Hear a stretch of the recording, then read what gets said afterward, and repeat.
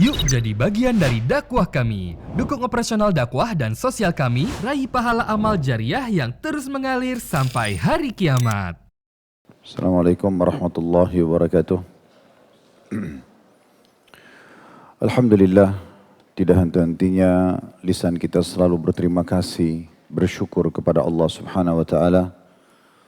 Terutama nikmat yang Allah berikan kepada kita. Hari ini ada umur, waktu di mana kita bisa melanjutkan estafet kehidupan kita sehingga kita bisa menambah amal-amal saleh yang telah Allah Subhanahu wa taala syariatkan kepada kita, di mana kita sudah sama-sama tahu bahwasanya tujuan kita adalah di muka bumi ini lahir dan mendapatkan semua fasilitas ini, oksigen, air, dan apapun yang ada di eksternal tubuh kita dan internal tubuh kita, semua fasilitas panca indera dan yang melengkapkan itu, semuanya itu memang digunakan hanya satu, untuk mengabdi dan beribadah kepada Allah Subhanahu wa taala. Sebagaimana Allah kekalkan dalam surah Az-Zariyat, surah nomor 51 ayat 56, kekal selamanya dalam kitabullah, Al-Quran, وَمَا خَلَقْتُ الْجِنَّ وَالْإِنسَ إِلَّا لِيَعْبُدُونَ. Aku tidak ciptakan, lahirkan di muka bumi ini jin dan manusia kecuali untuk beribadah kepadaku. Memang kita diciptakan untuk sholat, untuk puasa, untuk bakti sama orang tua, untuk hadir dalam majelis ilmu, untuk haji dan umrah, untuk jihad, berzikir, berdoa, membaca Quran dan seterusnya sebagaimana ibadah yang sudah kita tahu. Sementara makanan, minuman, pakaian, kumpul bersama teman-teman, ini semuanya adalah pernak-pernik kehidupan. Jangan sampai karena pernak-pernik kehidupan lalu tujuan utama kita diciptakan kita lalaikan. Hari ini Allah masih memberi lagi kita umur dan tentu akan ada batas waktunya yang biasa kita kenal dengan ajal, di mana setiap orang di antara kita sesehat apapun badannya, sesempurna apapun makanan yang dia konsumsi, makanan sehat misalnya, sehebat apapun dia menjaga olahraganya, hidup di lingkungan yang udaranya asri, tetap saja dia akan wafat di saat ajal datang. Jadi ini semua akan berakhir dan kita akan semua menuju kepada Allah Subhanahu wa taala sebagaimana Allah kekalkan dalam banyak ayat Al-Qur'an, wa ilaihin nusyur wa ilaihil masir. Kepadanya lah kalian akan dikembalikan, dibangkitkan, dan siapapun yang memahami masalah ini dia akan tahu akan ada pertanggungjawaban di hari kiamat nanti. Wa may ya'mal mithqala dzarratin khairan yarah. Siapa yang berbuat seperti biji sawi dari kebaikan, dia pasti akan lihat dan akan diberikan balasannya. Wa may ya'mal mithqala dzarratin syarran yarah. Siapa yang melakukan perbuatan buruk atau dosa sekecil apapun akan diperlihatkan dan akan diberikan hukumannya. Maka seorang mukmin harus faham, bila dia masih diberikan kesempatan umur, dia akan maksimalkan. Kalau di masa lalu kita sudah penuh dengan amal saleh, wajib ataupun sunnah, maka hari ini kita tambah secara kuantitas dan kualitasnya. Bagi ibadah yang boleh ditambah secara kuantitas, misalnya ibadah-ibadah sunnah. Kemudian juga kalau kita berbuat amal-amal dosa di masa lalu, hari ini kesempatan kita taubat kembali kepada Allah Subhanahu wa taala agar kita lepas dari hukuman. Maka ini adalah hari emas kita, di mana kita harus betul-betul memaksimalkan sesuai dengan apa yang Allah perintahkan. Dan insya Allah kita duduk di salah satu rumah Allah ini, dulu dalam majelis ilmu, baru saja mengerjakan sholat duhur berjamaah. Semua itu adalah salah satu dari tujuan utama kita diciptakan dan semoga Allah ikhlaskan niat dan menambah dan menjadikan sebagai tambahan amal soleh kita. Dan semoga saja seluruh amal-amal soleh yang sudah pernah kita kerjakan, sunnah ataupun wajib, yang sedang kita kerjakan, yang akan kita kerjakan sampai menjelang ajal dan nanti diberikan pahala yang sempurna. Dan semoga tidak tersisa satupun dari dosa-dosa kita, kecuali Allah Subhanahu wa taala sudah maafkan, bahkan diganti menjadi pahala dengan izinnya. Allahumma amin. Selanjutnya kita panjatkan salam hormat kita kepada manusia yang paling pantas kita hormati, dipuji, dijadikan sebagai idola, penutup para nabi dan rasul, tidak ada lagi utusan sesudahnya, dan Allah memerintahkan secara langsung untuk menjadikannya sebagai suri tauladan dalam firman-Nya dalam surah Al-Ahzab, laqad kana lakum fi rasulillahi uswatun hasanah. Pada diri utusan Allah itu ada suri tauladan yang baik buat kalian. Ciplaklah hidupnya, cara makannya, cara minumnya, cara tidurnya, berumah tangga, berbisnis, berpolitik, atau apa saja dari dini kehidupan ini, jadikan manusia terbaik ini sebagai suri tauladan, idola, ya, yang akhirnya buah tidak akan jauh dari pohonnya. Kita pun akan sukses sebagaimana suksesnya manusia terbaik ini. Mengucapkan salam hormat kepada beliau dijadikan ibadah kepada Allah yang berarti juga akan memberatkan timbangan amal kita pada hari kiamat, maka sangat wajar setelah memuji Allah atas nikmat Islam dan iman dan amal-amal saleh kita juga mengucapkan salawat dan taslim kepada Nabi besar Muhammad sallallahu alaihi wa ala alihi wa sahbihi wasallam. Kita akan melanjutkan berdabu kita seperti biasa, sebulan sekali bahasan tentang 80 langkah cerdas agar selamat dari siksa neraka. Dari judul ini saja yang ditulis oleh Syekh Mahmud Al-Misri hafizahullah, kita sudah sering ingatkan dan akan kami sering atau ulang-ulangi ingatkan lagi setiap kali kita mulai. 80 langkah cerdas, ya, artinya pilihan yang terbaik dari sekian banyak langkah-langkah untuk selamat dari api neraka. Dan dari judul ini juga kita fahami adanya salah satu rukun iman kita yang kelima, iman kepada hari kiamat, satu paket dari kematian, prosesi menghadapi yaitu melalui alam barzah di kuburan, kemudian hari kebangkitan timbangan amal dan ada surga dan neraka. Dan ini bagian daripada rukun iman kita. Jadi seorang mukmin memang harus meyakini adanya surga dan neraka dan harus kita fahami bahwasanya surga dan neraka sudah ada jauh sebelum penciptaan manusia. Makanya waktu Nabi Adam alaihissalam diciptakan surga sudah ada. Dan memang sampai hari ini dan sampai menjelang hari kiamat surga dan neraka berinteraksi dengan kita walaupun kita tidak melihatnya secara kasat mata. Sebagaimana dalam hadis yang sahih, kata Nabi SAW, siapapun yang memohon surga dalam satu hari 3 kali, riwayat lain 7 kali, maka surga langsung meresponnya. Seraya mengatakan, ya Allah, hambamu fulan memohon agar masuk ke dalamku, masukkanlah ia ke dalamku. Dan tidak ada seorang hamba yang berlindung kepada Allah dari neraka 3 kali dalam riwayat lain 7 kali dalam sehari, kecuali neraka akan berkata, ya Allah, hambamu fulan telah berlindung kepadamu dariku, maka selamatkan ia dariku. Begitu juga kita tahu sabda Nabi SAW pada saat melihat ada seorang sahabat yang wafat mati syahid. Baru saja syahadat di perang Khaybar, orang Arab Badui, belum sempat sholat, dia ikut berperang lalu dia mati syahid. Lalu Nabi SAW mengatakan pada saat lihat jenazahnya, mengatakan maha suci Allah yang benar dengan janjinya, siapa yang ingin melihat ahli surga yang belum pernah sujud sekalipun, lihatlah orang ini. Baru syahadat, ikut berperang, mati syahid. Maka ini adalah ahli surga. Lalu kata Nabi SAW, ketahuilah surga itu lebih dekat kepada seseorang di antara kalian daripada tali sendalnya sendiri. Artinya dia tinggal lakukan apa yang kita lakukan yang sudah tahu perintah Allah. Sholat, puasa, zakat, sedekah, bakti orang tua, jenguk orang sakit, baca Quran, zikir, banyak sekali di ibadah-ibadah. Meninggal masuk surga. Tidak ada keraguan dalam masalah itu rukun iman kita yang kelima, iman kepada hari kiamat. Dan kata Nabi SAW, dan seseorang di antara kalian lebih dekat dengan nerakanya daripada tali sendalnya sendiri. Zina, riba, ganggu orang, gunjing, fitnah, mencuri, membunuh, mati masuk neraka, selesai. Seperti itulah kurang lebih simpelnya imannya orang-orang beriman. Orang yang beriman tentang hari kiamat, tentang adanya surga dan neraka ini akan membuat hidupnya tenang. Kalau dia diberikan nikmat, dia akan terus berbagi dari rezeki yang Allah berikan kepada dia agar dia bisa menambah derajatnya di surga dengan sedekah dan zakat misalnya. Kalau dia diuji oleh Allah, ada orang yang mengganggunya, menggunjingnya, utang tidak bayar, mengambil hartanya, mencuri dan segala macam. Dengan adanya iman kepada hari kiamat membuat dia tenang. Oh, saya juga toh akan terima balasannya nanti di akhirat sana. Saya pasti akan mengambil hak saya, kalau di dunia dia tidak berikan kepada saya, di akhirat saya akan ambil. Beriman ini semua akan sangat membantu seseorang untuk tenang selama hidup di dunia. Begitu juga dalam riwayat yang lain tentang adanya surga dan neraka, kata Nabi SAW, jangan kalian mencaci maki demam, karena demam adalah tiupan panasnya api neraka, tapi dinginkanlah dengan air. Dalam riwayat yang lain, kata Nabi SAW, sungguhnya neraka mengeluh, karena sebagiannya membakar sebagian yang lain. Maka Allah pun mengizinkannya bernafas tahun 2 kali, itu yang kalian dapatkan cuaca yang sangat panas dan cuaca yang sangat dingin. Jadi memang surga neraka itu sudah ada. Oleh karena itu teman-teman sekalian jangan kita masa bodoh dengan masalah ini. Harus setiap orang di antara kita berhati-hati sekali karena langkahnya ke surga jelas, langkahnya ke neraka jelas. Jadi harus hati-hati sekali. Penentu kita ke surga neraka adalah kita sendiri. Seseorang yang berakal tentu dia akan menuju ke surga dan menjauhi neraka. Terlebih lagi, semua perbuatan yang disuruh agar kita bisa masuk dalam surga baik-baik. Jujur, amanah, tanggung jawab, bakti sama orang tua, berbagi, memaafkan, semua baik-baik. Di mata manusia pun disukai, kita pun mudah mengerjakan dan di sisi Allah Subhanahu wa taala pahalanya besar akan dibalas surga. Semua yang dilarang, yang akhirnya bisa kalau orang langgar masuk neraka, menggunjing, memfitnah, membunuh, memukul dan segala macam, itu buruk. Di mata manusia buruk, orang kalau kerjakan juga jadi nggak nyaman, dia pun akan rusak di sisi Allah Subhanahu wa taala. Artinya akan dihukum oleh Allah Subhanahu wa taala, dianggap pelanggar, pembangkang dan akan masuk neraka. Nah, buku ini menyeringkaskan kepada kita poin demi poin bagaimana seseorang itu bisa selamat dari neraka, otomatis berarti masuk ke dalam surga.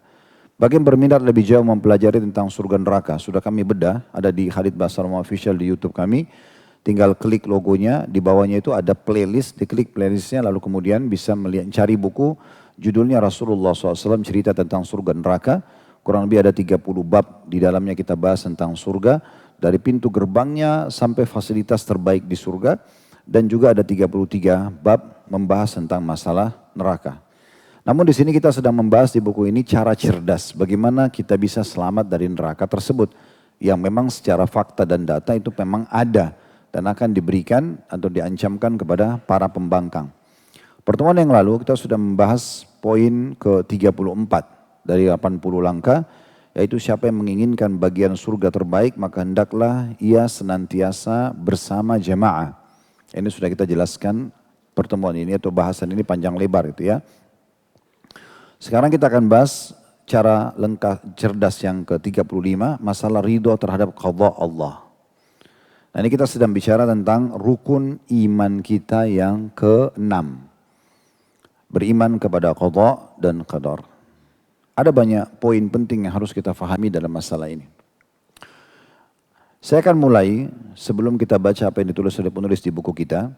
Dari judulnya saja supaya nanti kalau saya bacakan dalil-dalil yang diangkat oleh Syekh Mahmud Hafidahullah, kita sudah bisa faham. Jadi mukaddimahnya adalah perkataan Syekh Utsaimin rahimahullah. Beliau memberikan penjelasan yang sangat menarik dari buku beliau Syarah Al-Arba'in An-Nawawiyah. Jadi ada bukunya Imam Nawawi namanya Arba'in Nawawi yang sangat terkenal 40 hadis yang masyhur. Tapi Syekh Utsaimin datang mensyarah, menjelaskan itu. Kurang lebih di halaman 88 beliau mengatakan begini. Saya langsung terjemahkan, takdir itu tidak ada yang buruk. Takdir itu tidak ada yang buruk. Yang buruk hanyalah yang ditakdirkan. Maksudnya orang atau manusia atau makhluk yang mendapatkan buruk bagi dia pribadi. Tapi tetap itu baik di sisi Allah Subhanahu wa ta'ala. Takdir jika dilihat dari keputusan Allah semuanya baik. Sebagaimana disebutkan dalam sebuah hadis, kejelekan tidak disandarkan kepadamu ya Allah. Itu salah satu doa Nabi SAW. Wasyarru laisa ilaik. Keburukan tidak disandarkan kepadamu ya Allah. Jadi takdir Allah itu selamanya tidak ada yang jelek. Karena ketetapan takdir itu ada karena rahmat dan hikmah Allah Subhanahu wa ta'ala. Kejelekan murni hanya karena si pelaku pelanggar. Sedangkan Allah itu hanya berbuat baik selama-lamanya. Ini dulu pembukaannya. Supaya lebih jelas teman-teman sekalian, kita juga mendengarkan hadis Nabi SAW yang sangat masyhur diriwayatkan oleh Imam Ahmad dan hadis yang sahih. Ajibtu lil mu'min. Aku sangat kagum dengan perkaranya orang-orang beriman. Innallaha la yaqdi lil mu'mini qada'an illa kana khairan lahu. Sesungguhnya Allah tidak menakdirkan sesuatu kepada orang beriman, melainkan pasti itu yang terbaik untuknya. Jadi di saat kita gagal, berharap menikah sama si fulan atau fulana lalu gagal, sementara kita beriman, itulah yang terbaik. Di saat kita tidak jadi bisnis sama si fulan atau fulana dan kita dalam kondisi beriman, kita betul-betul menjaga hubungan dengan Allah, berarti itu yang terbaik. Di saat kita tidak jadi pindah kota, di saat kita tidak jadi investasi, di saat semuanya, itulah yang terbaik yang Allah pilihkan. Dia akan buruk bagi orang-orang yang menganggapnya buruk. Ya. Tapi semuanya baik. Bahkan kadang-kadang ada hal yang buruk sekali di mata manusia, sebenarnya itu bentuk kasih sayang Allah.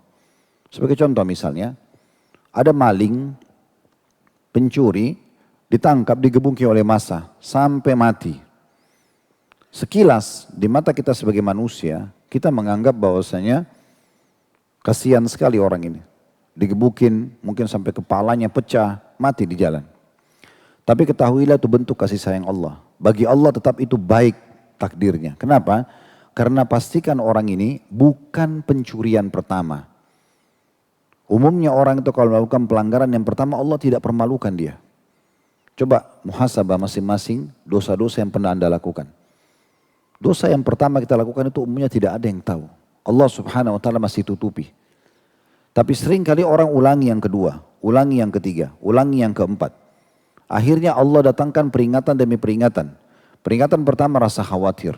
Nanti kalau ketahuan bagaimana, nanti kalau begini bagaimana. Orang kalau mau zina masuk di kamar hotel misalnya, pasti ada rasa khawatir, rasa takut. Tapi kalau dia tetap lakukan, Allah datangkan peringatan yang kedua. Ada tetangganya yang lihat, pasangan hidupnya lihat, tahu WA-nya, tahu ini, peringatan. Tetap saja, dia berbohong, dia sembunyikan, lalu dia tetap ulangi lagi. Allah datangkan yang lebih besar. Tiba-tiba dia kebongkar di media misalnya, atau kepergok dengan pihak keamanan, tanpa dia sangka. Atau naudzubillah teman pelacurnya yang membongkar dan seterusnya. Masih juga belum mau berhenti. Ya sudah Allah datangkan gempa sekalian, rubuhin hotel tersebut, ketahuan telanjang. Begitu selalu tahapannya. Maling itu yang digebukin di pinggir jalan tadi yang saya kasih contoh, itu sudah maling yang kesekian. Mungkin dia sudah biasa maling dari kecil. Selalu saja tertutupin. Tapi dia selalu membiarkan peringatan-peringatan Allah. Akhirnya orang ini kalau nggak digebukin oleh masa nggak akan berhenti mencuri. Allah datangkan masa digebukin mati sekalian. Kasusnya dia mati sebenarnya takdir Allah yang positif. Karena kalau dibiarkan orang ini akan mencuri lagi dan akan lebih berat hukumannya di hari kiamat nanti. Sampai sini bisa difahami? Jadi kita memang harus memahami baik-baik. Allah itu sifatnya maha pengasih, maha penyayang. Allah tidak ingin keburukan bagi hambanya. Apapun yang dia tentukan bagi hambanya, maka pasti itulah yang terbaik. Dan semuanya pasti baik di sisi Allah subhanahu wa ta'ala. Ada seorang Syekh Dr. Muhammad, dosen di Ummul Qura di Mekah, menceritakan dalam salah satu ceramahnya, saya sering ulang-ulangi di kajian ini karena memang relevan sekali gitu. Dia cerita tentang sahabat dekatnya, dia berkata begini, ada sahabat dekat saya, melamar seorang wanita dan sudah diterima. Dia rasa sangat cocok. Dia sudah nazar syar'i, melihat sudah cocok, keluarganya cocok, dia sudah sangat bahagia, ditentukanlah tanggal pernikahan. Subhanallah beberapa waktu sebelum pernikahan, si wanita ini membatalkan sepihak, tanpa ada alasan. Kata Dr. Muhammad dengan sangat serius menceritakan di ceramah beliau mengatakan lalu kemudian laki-laki ini coba melobi ke calon mertuanya juga bertanya kepada anaknya, pokoknya semuanya pintu tertutup. Perempuan ini cuma mengatakan pokoknya berhentikan, saya nggak mau nikah sama orang ini. Apapun alasannya. Apa alasannya Muna? Nggak mau jelasin. Pokoknya saya nggak mau. Hati saya sudah nggak mau. Akhirnya karena semua pintu tertutup, dibatalkanlah pernikahan tersebut. Kata Dr. Muhammad, semenjak pernikahan itu dibatalkan oleh pihak wanita, teman saya ini terus berdoa kepada Allah. Tidak pernah berhenti. Minta agar Allah kembalikan wanita tersebut jadi jodohnya. Dan kata Syekh Muhammad, saya dengar sendiri doanya. Sampai dia dengan sangat susah, ya Allah merengek-merengek, tolong kembalikan wanita ini, saya suka sama dia, dan seterusnya dengan berbagai macam bahasa ngerengean dia, manja dia kepada Allah. Sampai kata Syekh Muhammad, Dr. Muhammad ini, saya waktu dengar doanya, saya pun berdoa sama Allah mengatakan, ya Allah kasih teman saya ini, kesian. Dia pun berdoa begitu, karena merengeknya orang ini kepada Allah subhanahu wa ta'ala. Tapi kata Dr. Muhammad, saya justru memahami bagaimana kasih sayang Allah kepada sahabat saya, justru setelah perempuan tersebut menikah dengan laki-laki lain. Jadi perempuan ini menunggu sampai hari H yang tadinya sudah sepakat menikah sama teman Dr. Muhammad ini. Setelah lewat ada laki-laki lain yang lamar, dia menikah. Setelah menikah, tentu teman Dr. Muhammad ini orang faham agama, dia sudah berhenti berdoa. Tidak mungkin minta agar istri orang diceraikan. Dia berhenti berdoa. Tapi kata Dr. Muhammad, saya kenal keluarga perempuan ini, saya kenal juga keluarga laki-laki ini. Dan saya tahu setelah perempuan itu nikah sama laki-laki yang sekarang jadi suaminya, bagaimana kasih sayangnya Allah kepada teman saya ini. 1 bulan setelah menikah, perempuan itu divonis kena kanker payudara yang ganas dan harus payudaranya 1 dipotong. Jadi baru 1 bulan menikah sudah tidak ada payudara sebelah. Kemudian bulan kedua juga divonis menyebar kankernya yang ganas itu ke payudara yang kedua. Dipotong ke payudara yang kedua dalam 2 bulan. Bulan ketiga, urat saraf di bagian otak belakangnya bermasalah membuat kedua matanya buta. Dan bulan keempat wanita ini meninggal dunia. Kata Dr. Muhammad, saya betul-betul waktu kejadian tersebut disampaikan kepada saya baru menyadari bagaimana Allah sayangnya dan menentukan takdir yang baik buat teman saya. Kalau dia sempat menikah sama si perempuan itu, bagaimana pedihnya hati dia, bagaimana sedihnya dia di saat dia sudah sempat interaksi biologis. Di saat dia sudah menjadi suaminya. Dan selama jadi suami pasti dia akan terus bukan menikmati rumah tangganya, bukan menikmati waktu sama istrinya, tapi justru menjadi perawat bagi istrinya. Jadi Allah Subhanahu wa ta'ala menentukan semua kebaikan-kebaikan. Makanya kata Nabi SAW, asal kita punya konsep fondasi dasarnya beriman, beliau mengatakan ajibtu lil mu'min. Sungguh saya sangat kagum dengan perkaranya orang-orang beriman. Innallaha la yaqdi lil mu'mini qadaan illa kana khairan lahu. Karena Allah tidak pernah tentukan sesuatu kecuali baik bagi dia. Ya. Cobalah teman-teman sekalian untuk mengorek dan memahami hikmah-hikmah Allah Subhanahu wa ta'ala. Kadang-kadang Allah SWT mendatangkan satu ujian karena Allah ingin menguji iman kita. Karena Allah mau melihat ketulusan kita. Tidak mungkin orang itu mengatakan beriman lalu Allah tidak mengujinya. Itu tidak mungkin. Mustahil. Ya. Allah mengatakan dalam firman-Nya, apakah kalian mengira kalian mengatakan beriman dan dibiarkan kalian mengatakan beriman sebelum kalian diuji? Gak mungkin. Ya. Jadi beriman kepada qada dan qadar ini adalah bagian daripada hal yang harus kita fahami. Cuma dasarnya tadi kita harus tahu kalau di sisi Allah semuanya baik. Ya, semuanya baik. Terlebih lagi ujian-ujian itu juga kalau datang sifatnya yang tidak disukai itu lebih sedikit daripada yang disukai. Takdir tidak baik yang kita anggap tidak baik tanda kutip ya. Contoh misalnya Anda sekarang hidup yang hadir sini misalnya 20 tahun, 30 tahun, 40 tahun, 50 tahun, ada mungkin yang umur 60 tahun yang hadir. Pertanyaan sederhana, berapa kali kita sakit selama kita hidup? Atau mana lebih banyak waktu sehat atau sakit? Kita akan temukan pasti sehat itu lebih banyak. Sakit itu sedikit sekali. Kita pakai kendaraan misalnya, berapa kali kita tabrakan dan berapa kali kita nggak tabrakan? Kita kalau lapar dan kenyang, kita kalau lapar maksimal setengah jam. Lapar, cari makanan, kunyah, masuk ke usus, laparnya hilang. Tapi setelah itu kita kenyangnya 5-6 jam, laparnya cuma setengah jam. Selalu saja sesuatu yang merupakan nikmat jauh lebih banyak. Yang ujian itu sedikit sekali. Pasti dia selalu lebih sedikit. Ya. Itu sudah takdir Allah Subhanahu wa ta'ala. Hanya betul-betul menguji seseorang. Dan luar biasanya Allah pastikan 2 kali diulangi. Fa inna ma'al usri yusra, inna ma'al usri yusra. Di setiap kesulitan pastikan. Ada garis startnya, ada garis finishnya. Ada kemudahan. Dan Allah menggunakan di sini dalam retorika bahasa Arab inna. Itu dikenal dengan harfut ta'kid. Huruf yang digunakan untuk memastikan informasi sesudahnya pasti, valid, benar, tidak ada yang salah. Allah mengatakan fa inna ma'al usri yusra, fa inna. Sesungguhnya pasti, tidak ada keraguan. Di setiap kesulitan ada kemudahan. Ada garis start, ada garis finishnya. Tinggal kita nikmatin prosesnya. Inna ma'al usri yusra, diulangi. Pastikan di setiap kesulitan ada kemudahan. Tidak ada keraguan dalam masalah ini. Dijamin oleh Allah Subhanahu wa ta'ala. Tinggal siapa yang sabar sampai garis finish. Kalau ada orang misalnya maraton, dia sabar, memang dia letih, ngos-ngosan, tapi dia sabar sampai garis finish, dia menang. Ada orang, sudah deh masih jauh, capek, nggak usah, nggak menang. Gitu kan. Kurang lebih seperti itu sederhananya. Terlebih lagi, banyak sekali manfaat-manfaat pada saat kita bisa menerima takdir Allah Subhanahu wa ta'ala. Ya, kenapa Allah takdirkan hal-hal yang tidak disukai oleh manusia? Kayak sakit, kayak lapar, kayak gangguan orang. Tentu saja yang pertama, yang paling besar kata ulama hikmahnya, agar kita tahu besarnya nikmat ya, yang sedang ada. Contoh misalnya Allah datangkan penyakit buat kita. Dengan kita sakit, kita tahu besarnya nikmatnya sehat. Otomatis. Coba kalau kita seumur hidup teman-teman gak pernah sakit sama sekali. Kita gak akan nilai kesehatan kita. Tapi di saat sekali misalnya setahun nih, 365 hari kita gak pernah sakit. Tahun depan kita makan, minum, panas, dingin, segala macam lah gitu ya. Yang biasa kita konsumsi. Tidak pernah kita tahu nilainya kesehatan. Begitu tahun depan Allah buat kita meriang, demam. Di depan kita 3 hari, 1 minggu misalnya kita sakit. Depan kita ada orang lagi sehat, teguk minuman dingin. Dia jalan, kita kedinginan, meriang, pakai jaket, dia pakai baju biasa. Di situ kita bisa tahu, oh ternyata besarnya nikmat sehat itu ya. Toh juga nanti akan ada akhirnya sakit itu. Sudah berapa kali kita demam, meriang, sakit gigi selama ini? Hilang kan? Ada waktunya dia habis.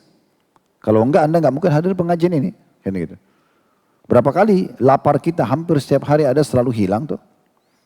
Dengan mudah Allah hilangkan. Berapa kali dahaga kita setiap kita hidup hilang. Dan kita minum segelas air saja, misalnya kita haus nih dahaga berhitungan menit atau detik. Kita minum segelas air bisa berjam-jam kita nggak haus. Terlalu banyak ya hal-hal yang harus kita pahami. Makanya kalau kita pahami dengan cara yang benar, kita akan bisa sangat mudah memahami bagaimana dan menerima takdir Allah subhanahu wa ta'ala. Jadi dengan adanya sesuatu yang manusia tidak suka, dia akan menyadari besarnya nikmat yang sedang Allah berikan kepada dia. Ya. Ini juga sering saya kasih contoh di kajian-kajian kami. Lapar, haus, capek. Biasanya orang tidak suka ini ya. Tapi apakah kita paham teman-teman sekalian? Ternyata dengan lapar kita akan nikmat makan. Coba kalau Anda lagi kenyang. Habis makan 2 piring kenyang banget. Lalu ditawarkan lagi. Anggaplah makanan kesukaan kita iga bakar lah, sate atau apa saja gitu ya. Ditawarin lagi. Kalau sudah kenyang masih mau makan enggak? Sudah enggak. Tapi coba kalau Anda lapar. Nasi, sambal, tempe aja sudah enak banget. Jadi harusnya selama ini kita pahami, lapar pun itu bukan takdir buruk. Buruk cuma di mata orang yang memandangnya.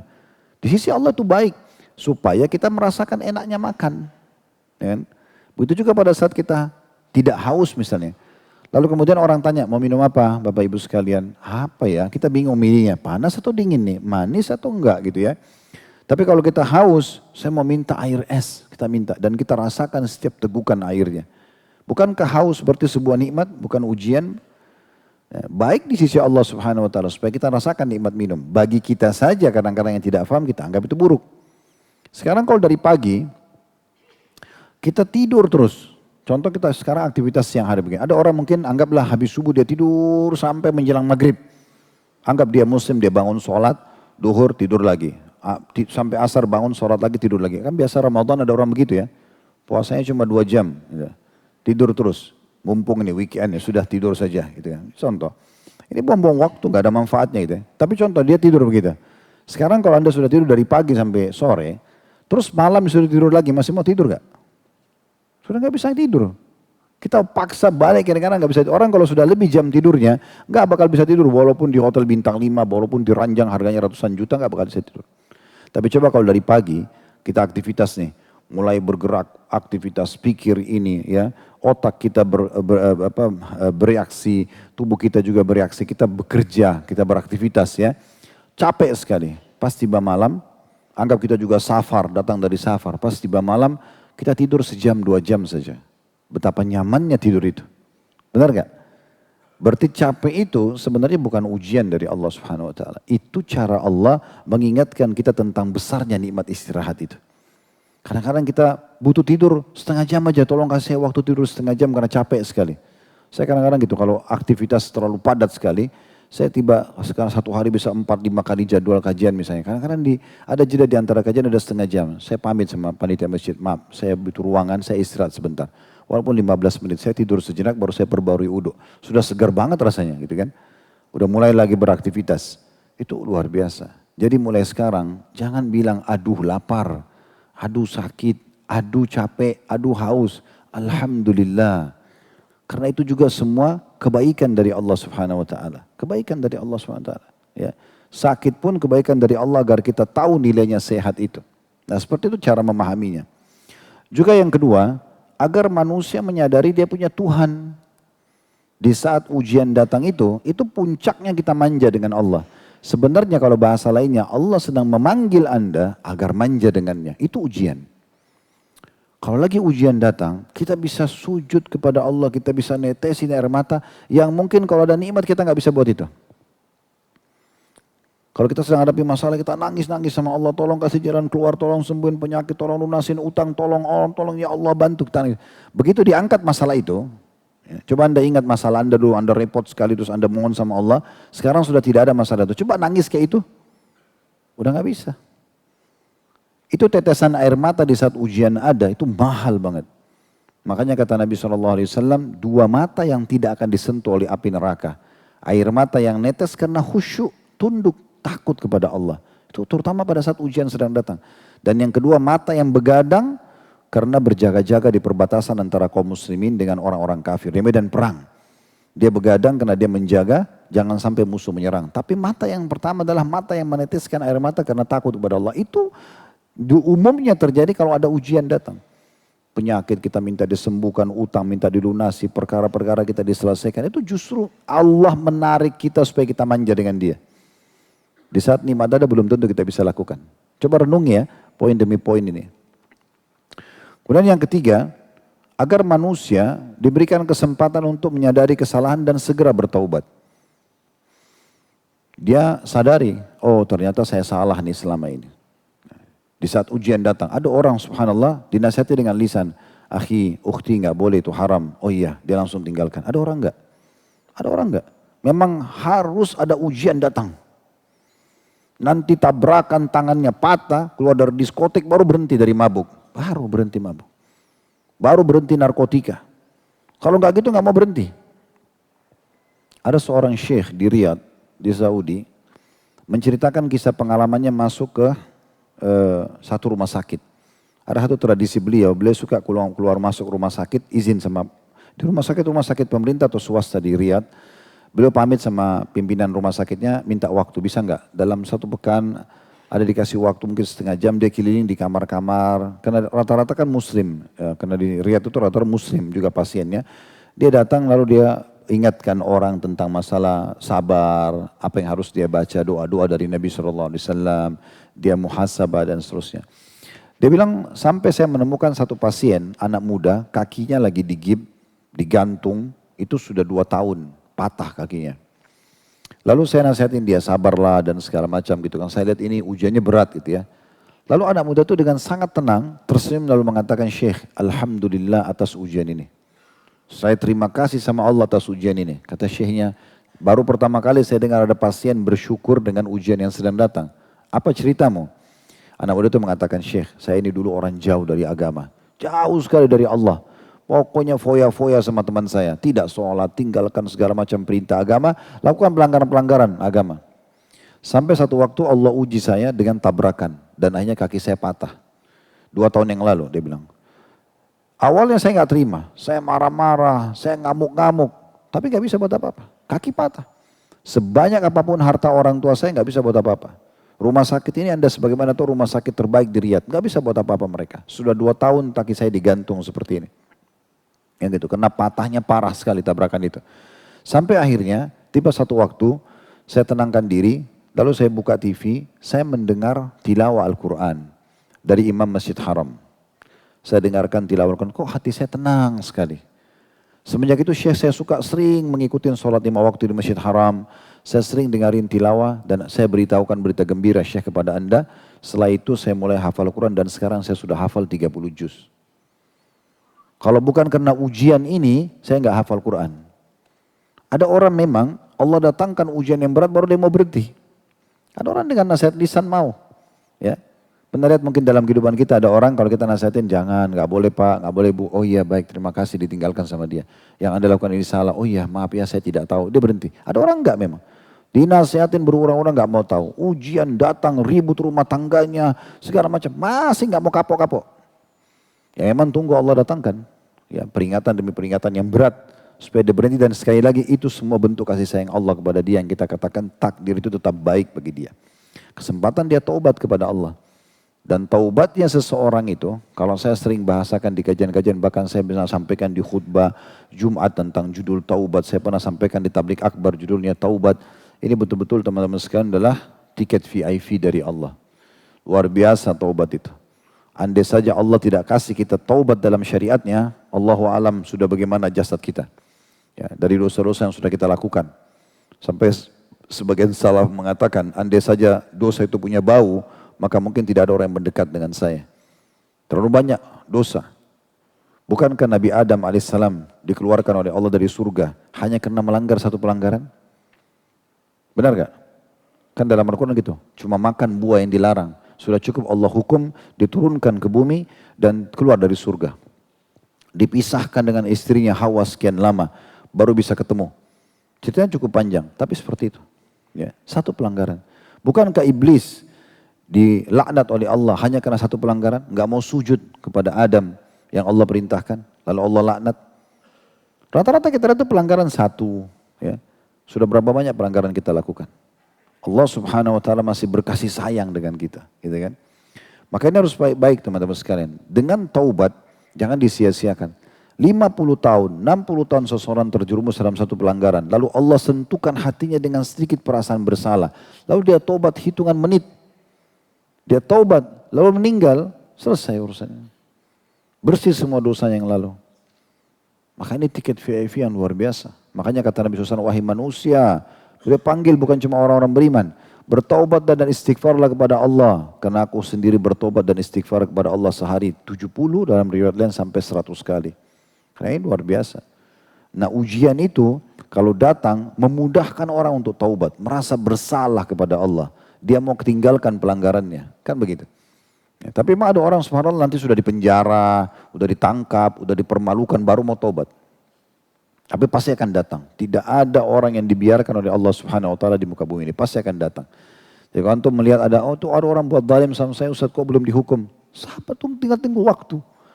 Justru kata Nabi SAW, kalau engkau melihat seseorang sedang melimpah nikmat Allah padanya sementara dia pelaku maksiat, pastikan itu adalah tahapan siksaan. Allah memang mau hukum dia lebih berat. Dan kata Nabi SAW, Allah akan menutup hidup seseorang dengan kebiasaan yang dia lakukan.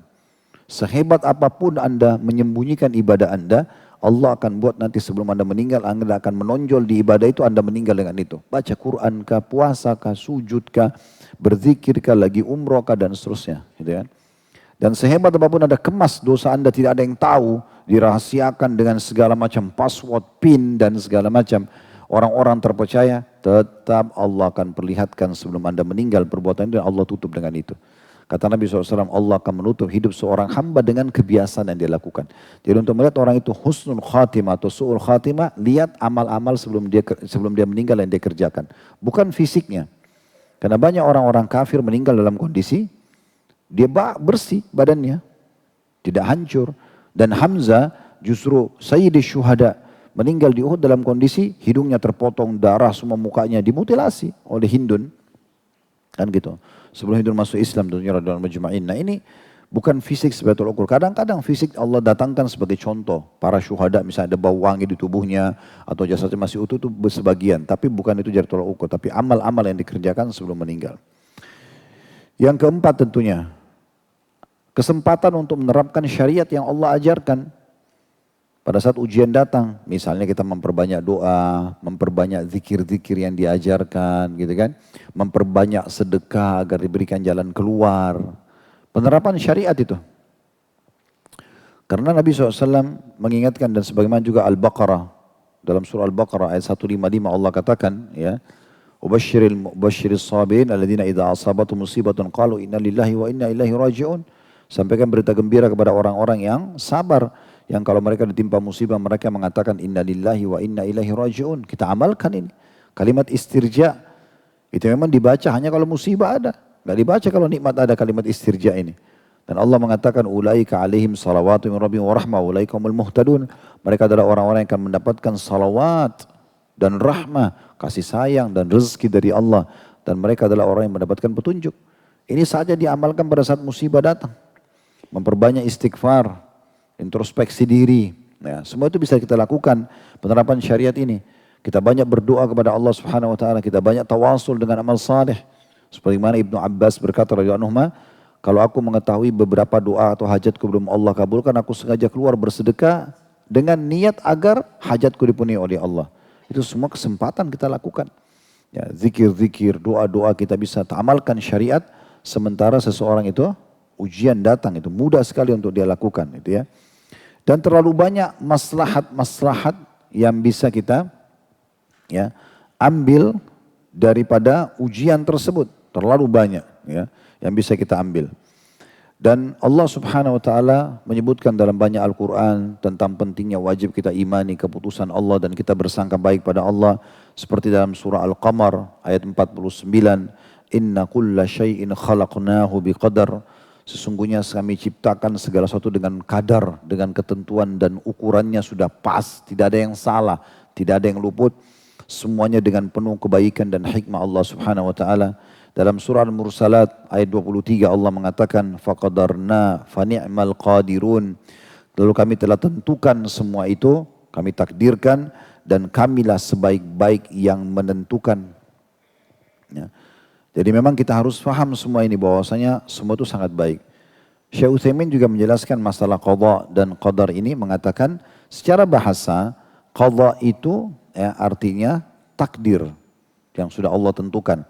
Sementara qadha itu adalah hukum dan ketetapan. Kalau dua-duanya ya, disebutkan bersamaan, maka keduanya saling menjelaskan. Namun kalau dipisahkan, maka keduanya sama maknanya. Jadi banyak sekali hikmah yang bisa kita ambil dari takdir-takdir Allah subhanahu wa ta'ala. Di antaranya, juga tadi sudah kita sebutkan kurang lebih ada 5, sekarang yang ke-6. Bagaimana Allah SWT dengan ujian itu menyadarkan manusia tentang keterbatasannya. Allah akan terus datangkan ujian pada orang yang sombong, orang yang merasa mampu, punya kapasitas dan kapabilitas sendiri, Allah berhentikan dengan ujiannya. Dia jadi sadar, oh ternyata saya gak mampu, mentok. Dia datang kepada orang yang paling ahli di bidangnya pun tidak bisa apa-apa. Allah akan buat itu. Ya. Ada seseorang dari jemaah kita, Masya Allah, orang mampu dan tokoh masyarakat kita di Indonesia, ya. Beliau menceritakan satu waktu anaknya meninggal dan waktu itu dia berpikir waktu sakit keras anaknya, dia punya harta melimpah. Dia cari rumah sakit terbaik bahkan sampai ke Amerika, bayar dokter-dokter spesialis di sana, lakukan semua yang terbaik untuk anaknya. Setelah selesai semuanya dilakukan, mentok, sudah sampai pada titik mentok, sudah tidak lagi ahli lebih hebat dari ini, tidak ada rumah sakit lebih mewah daripada itu, tidak ada alat lebih canggih daripada itu, anaknya meninggal. Sudah selesai operasi meninggal. Dokternya semua orang non-muslim darinya mengatakan optimis, ini pasti bisa, ini berhasil, ini segala macam.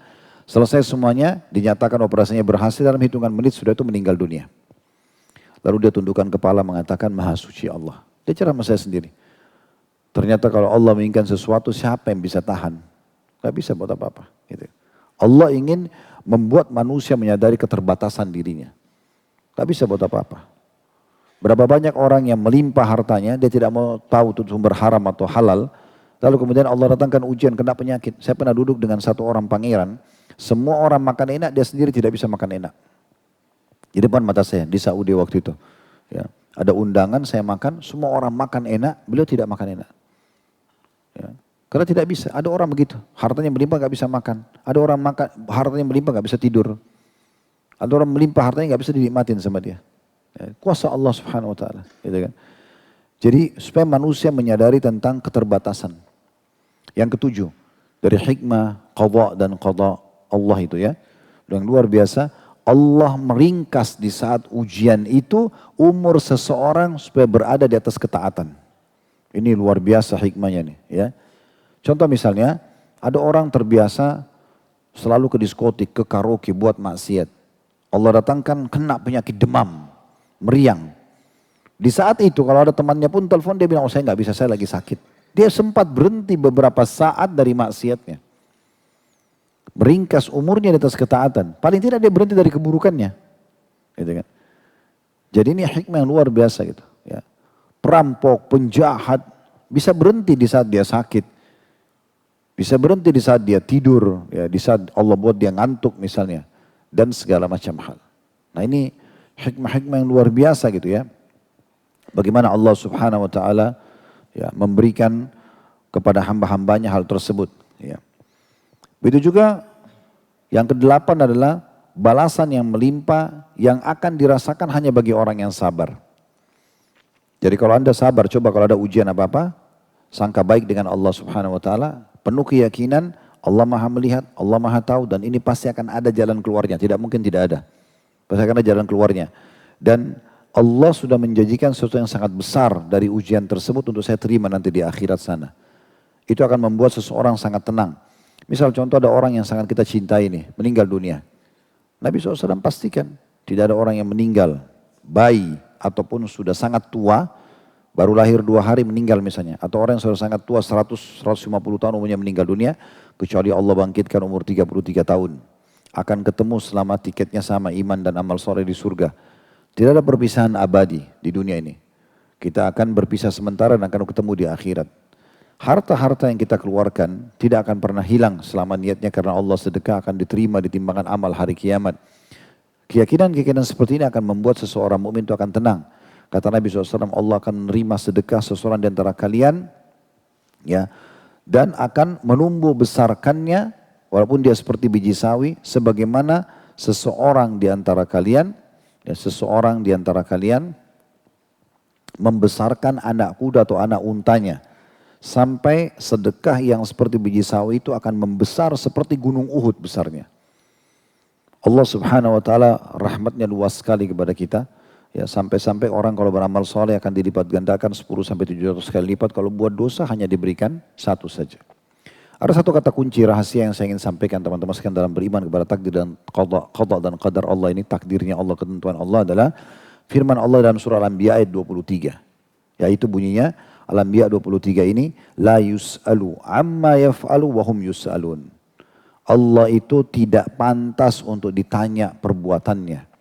Dan mereka justru yang pantas untuk ditanyai. Jadi kalau ada sesuatu yang sudah Allah takdirkan, tidak usah kita tanya-tanya, kenapa ya?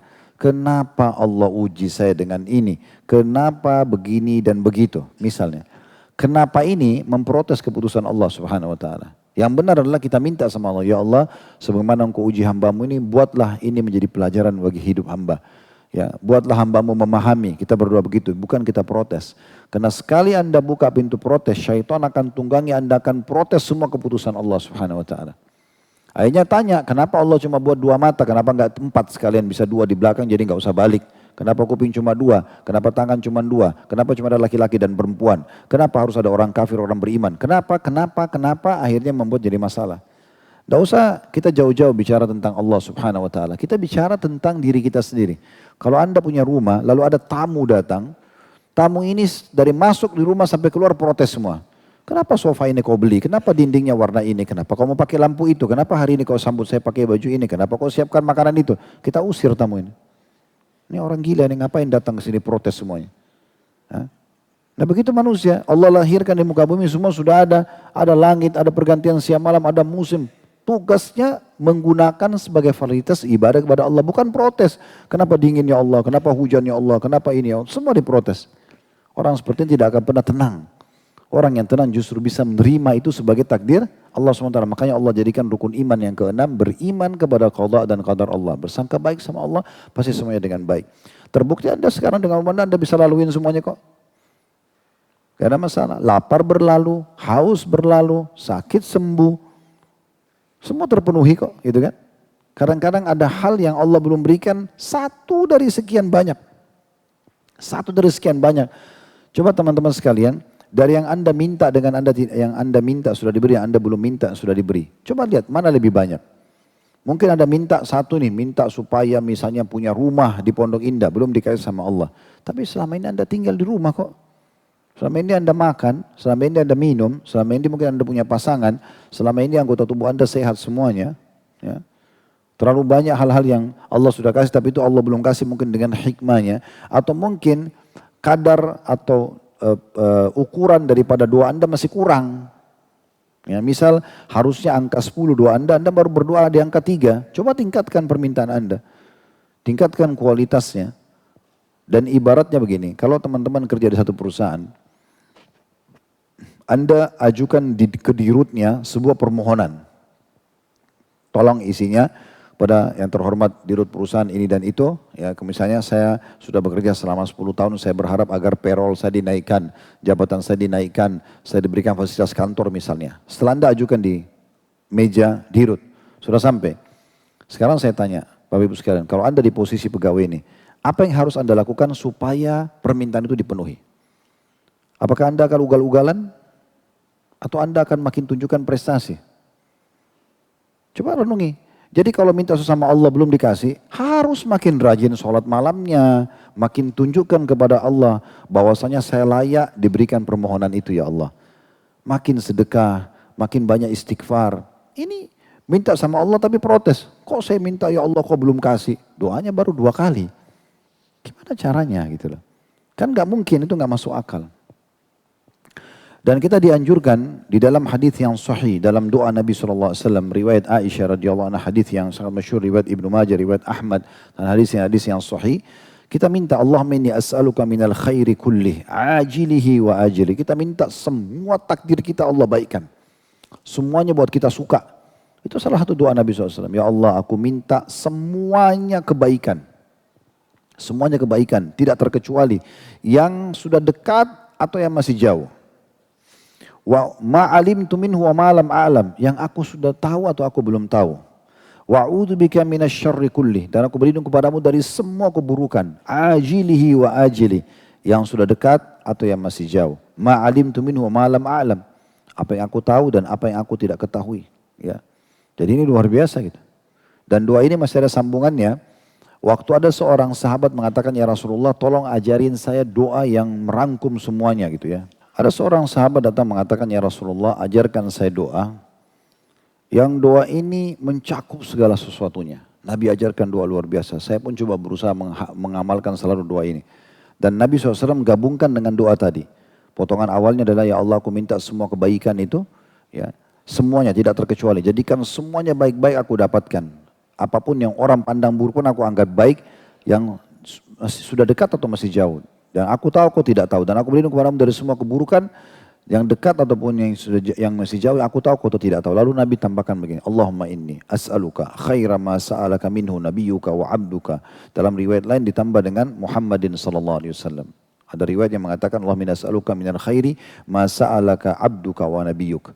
Ya Allah, aku minta semua kebaikan yang pernah nabimu dan hambamu Muhammad sallallahu alaihi wasallam minta. Yang Nabi pernah minta, ya Allah, Nabi pernah minta, Nabi Muhammad SAW, saya minta semua yang baik-baik. Karena kita tidak bisa rincikan semuanya. Nabi ajarkan ini doa luar biasa nih. Wa a'udzubika min syarri ma adza bihi 'abduka wa nabiyyuk. Dan aku berlindung kepadamu dari semua keburukan yang nabimu dan hambamu Muhammad SAW pernah berlindung darinya. Apapun itu, aku berlindung juga dari itu ya Allah. Gitu kan. Jadi ini luar biasa. Kemudian dilanjutkan dengan lanjutan doanya, Allahumma inni as'aluka al-jannah wa ma qarraba ilaihi min qaulin wa amal. Ya Allah, aku minta surga dan apapun yang bisa mendekatkan aku dari perbuatan dan perkataan, wa a'udzubika minan nar wa ma qarraba ilaihi min qaulin wa amal. Dan aku berlindung kepadamu dari api neraka, apapun yang mendekatkannya dari perkataan dan perbuatan. Wa as'aluka an taj'al kulla qada'in qadaitahu li khaira. Dan aku minta semua yang engkau takdirkan kepadaku ya Allah kebaikan. Ini doa yang sangat masyhur diriwayatkan oleh Ibnu Majah dan Imam Ahmad, meminta segala macam kebaikan, dan di akhir ending daripada hadis, ya Allah jadikan semua takdir yang kau tentukan untukku kebaikan. Berarti menandakan takdir itu semuanya baik. Tinggal bagaimana kita memandangnya. Selalu berpikir positif. Allah itu maha baik. Allah itu maha penyayang. Dalam sebuah riwayat Bukhari disebutkan teman-teman sekalian, bahwasanya ada seorang ibu pernah di medan perang. Ibu ini orang non-muslim, menjadi tawanan perang dia. Pasukan Nabi SAW menang, kemudian menawan banyak orang. Ada perempuan, ada laki-laki, ada anak kecil. Ibu ini rupanya dari tawanan musuh, dia kebingungan mencari anaknya yang masih kecil. Keliling, dia nyari, angkat anak, tidak ketemu, bukan anaknya, karena debu lagi berterbangan, suasana di medan perang, baru selesai perang. Nabi SAW lihat ibu itu, dan menyuruh para sahabat menyaksikan, lihat ibu itu. Maka sahabat melihat, ibu ini angkat anak, bukan anaknya ditaruh lagi. Sampai dia angkat satu anak, dia itu dibalik, ternyata anaknya dia. Lalu ibu itu memeluknya dengan penuh kasih sayang, merasa luar biasa nikmat, dia sudah lupain kalau di medan perang karena dia temukan anaknya. Lalu kata Nabi SAW, apakah kalian lihat bagaimana kasih sayang ibu itu kepada anaknya? Para sahabat mengatakan, iya ya Rasulullah. Lalu Nabi bilang apa? Kalau seandainya kita kita menyalakan api unggun, lalu kemudian kita minta ibu itu melempar anaknya ke api itu, apakah dia mau? Kata para sahabat, tentu saja ibu itu tidak mau. Apalagi anaknya baru ditemukan, nggak mungkin ya. Maka kata Nabi SAW, ketahuilah demi zat yang jiwaku dalam genggaman mesra demi Allah, sungguh benar-benar Allah lebih sayang kepada kalian daripada ibu itu kepada anaknya. Allah nggak mau kita celaka. Allah nggak mau kita susah. Jadi kalau Allah memberhentikan kita dengan satu ujian, itu justru Allah sayang sama kita. Itu yang harus kita tanamkan dalam pikiran kita. Jangan selalu protes dan sangka buruk kepada Allah. Makanya dalam hadis Bukhari yang lain yang sangat jelas, sering kita dengar dalam kajian-kajian kita, kata Nabi SAW, Allah berfirman, Ana inda dhanni abdi bi. Saya akan sesuai dengan prasangka hambaku. Faliyadhunnu bi masya. Boleh dia sangka, terserah dia. Kita sangka baik sama Allah, Allah pasti sayang sama saya dengan penyakit ini. Allah sayang dengan ujian ini. Maka kita akan lebih dekatkan diri kepada Allah. Tadi kita sudah sebutkan ya banyak sekali hikmah dan yang kita bisa ambil pelajaran dari ujian-ujian yang datang gitu ya. Maka kita lebih dekatkan diri kepada Allah SWT. Kita sangka baik, kita nikmati prosesnya. Kita yakin akan ada jalan keluarnya. Maka itu akan memberikan ketenangan jiwa kita. Ya, keluar sudah dari kemelut yang biasa dari bisikan syaitan itu. Kenapa Allah uji kamu begini, lihat orang lain itu tidak diuji. Dan segala macam hal yang luar biasa yang kita tidak tahu. Ada juga satu cerita saya tertarik ini menyampaikan. Ini kebetulan terjadi pada salah satu sahabat istri saya. Jadi sering kami ketemu dulu, ya alhamdulillah kita tidak sebutkan nama, tapi yang jelas ada hikmah besar gitu ya. Sekian tahun mereka menikah, mungkin lebih dari 10 tahun seingat saya, tidak punya keturunan. Kalau kelihatan secara lahir sih bahagia-bahagia saja. Subhanallah satu waktu istri saya ngomong sama saya, itu ingat gak teman saya nama ini? Saya bilang iya. Itu istrinya tiba-tiba minta cerai sama dia. Kok bisa? Ya gak tahu. Katanya istrinya ini suka sama satu laki-laki lain. Intinya dia push, dia tekan selalu suaminya untuk bercerai. Suaminya nggak mau, sudah sekian tahun dia berumah tangga. Walaupun tidak punya keturunan gitu ya. Tapi subhanallah dengan hikmah Allah subhanahu wa ta'ala terus saja si perempuan ini desak sampai akhirnya suaminya terpaksa menceraikan. Nikahlah si perempuan itu sama laki-laki tadi pergi. Saya bilang subhanallah, ya pasti ada hikmah di belakang itu semua. Udah berjalanlah waktu. Mungkin setelah itu kejadian 7 tahun, kalau tidak salah 7 tahun. Saya lama sekali nggak ketemu. 7 tahun di satu tablik akbar kami yang Masya Allah satu di luar kota besar sekali. Banyak yang hadir, puluhan ribu yang hadir. Setelah tablik akbar datang orang itu kepada saya dari jauh. Satu. Performanya sudah berubah sekali gitu. Dia udah berjenggot, penampilannya sudah beda dulu, enggak gitu. Masih ingat sama saya?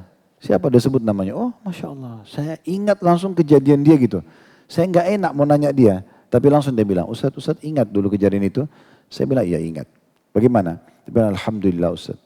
Dengan kejadian itu, awalnya saya shock gitu.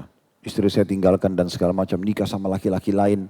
Tapi saya tahu, setelah saya coba sabarin, saya kembali kepada Allah, malah saya dapat hidayah. Saya jadi suka ikut di kajian dan segala macam. Dan Alhamdulillah, Allah gantikan sekarang dengan istri yang salehah dan sekarang saya sudah punya 3 anak. Dulu nikah, tidak punya anak. Allah kadang-kadang datangkan sesuatu kayak tanda kutip, kayak maksa kita, tinggalkan itu, tapi Allah kena bentuk kasih sayangnya kepada kita. Tapi tinggal kita bersangka baik dengan Allah. Seperti itu kurang lebih. Dia ternyata tahu ini hikmah Allah yang luar biasa. Allah selamatkan dia dari wanita itu. Allah datangkan wanita yang lain dengan caranya. Sekarang saya coba bacakan dulu. Jadi semua itu tadi sebenarnya mukaddimah bahasan. Sudah 1 jam lebih ya.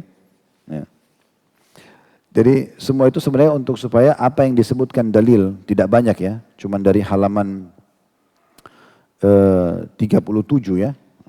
57 maaf.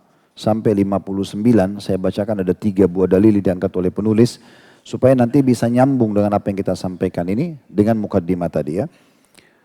Di halaman 57 Syekh Mahmud Hafizahullah mengangkat sabda Nabi SAW, man ihtasaba thalathatan min sulbihi dakhala al-jannah faqamatil imra'atun faqalat awithnani qala awithnani.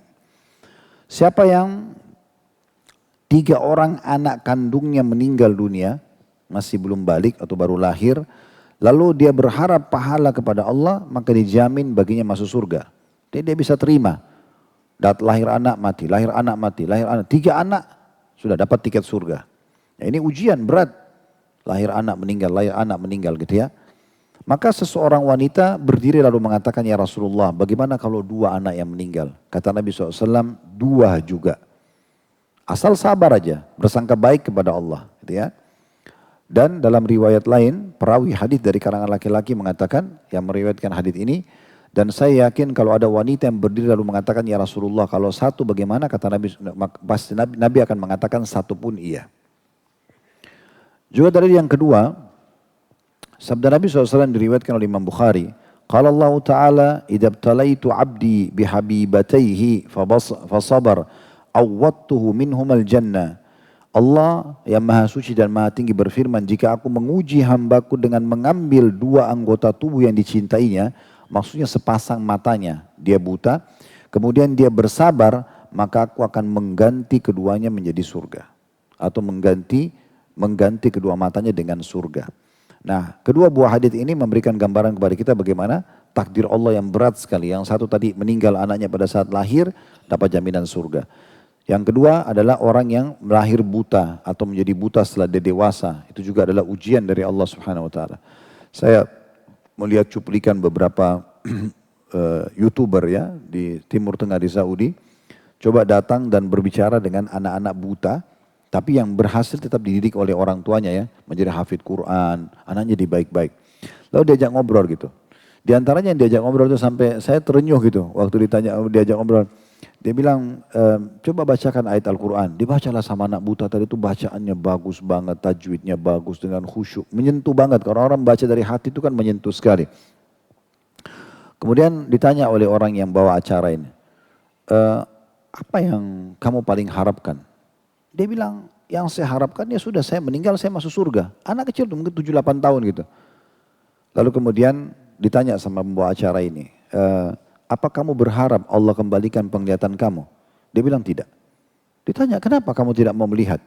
Dia bilang, pasti Allah memberikan ujian ini dengan hikmahnya. Sebagaimana rupanya sudah sampai kepada hadis. Dia bilang, bukankah Rasulullah SAW sabda Allah berfirman, anak kecil itu bicara gitu ya. Kalau tidak ada seorang hamba yang aku uji dengan mengambil kedua matanya jadi buta, kecuali Allah akan balas dengan surga. Itu yang aku harapkan. Aku tidak berharap apa-apa. Karena selama ini semua juga kebutuhanku terpenuhi. Itu. Kemudian ada juga cerita yang lain, juga hafid Quran. Dia bicara sangat dewasa anak itu. Itu diajak ngobrol, dia ditanyakan tentang ayat Al-Quran, tentang kegiatan-kegiatan dia, bagaimana perhatian orang tuanya, semua dia syukuri. Kemudian ditanya, apa kau berharap penglihatanmu bisa kembali? Dia bilang tidak. Saya berharap, ya sudah saya melalui dunia ini seperti keadaan sekarang, Alhamdulillah gitu ya. Lalu ditanya, kira-kira kalau seandainya Allah berikan penglihatan kamu, apa yang kamu paling harapkan? Dia bilang, saya melihat mushaf, melihat Al-Quran dengan mata kepala saya melihat kedua orang tua saya dan saya melihat diri saya sendiri. Itu saja. Selebihnya saya tidak butuh apa-apa. Jadi sebenarnya hal-hal yang berat juga di mata sebagian orang, itu sebenarnya ringan kalau orang bisa melalui dan bisa menerima takdir Allah Subhanahu wa taala. Riwayat yang ketiga yang diangkat oleh penulis, dan ini semua tentu hadis-hadis yang sahih. Kata Nabi SAW, Inna Allah Ta'ala la yarda li abdihil mu'min idha zahaba bisafiyyi min ahdil ardi fasabara wahtasaba bithawabin dunal jannah. Allah tidak rela memberikan balasan kepada hambanya yang beriman apabila dia Allah mengambil orang yang dicintainya dari penduduk bumi. Ada istrinya, suaminya, anaknya, orang tuanya meninggal. Lalu dia sabar gitu ya. Dia bersabar dan mengharapkan pahala kecuali Allah akan membalasnya dengan surga. Kecuali Allah akan membalasnya dengan surga. Maka Syekh Mahmud Misri menutup mengatakan setelah angkat 3 dalil ini, ya Allah berikanlah kami kenikmatan ridho kepada seluruh ketetapanmu. Seluruh ketetapanmu. Allahu a'lam.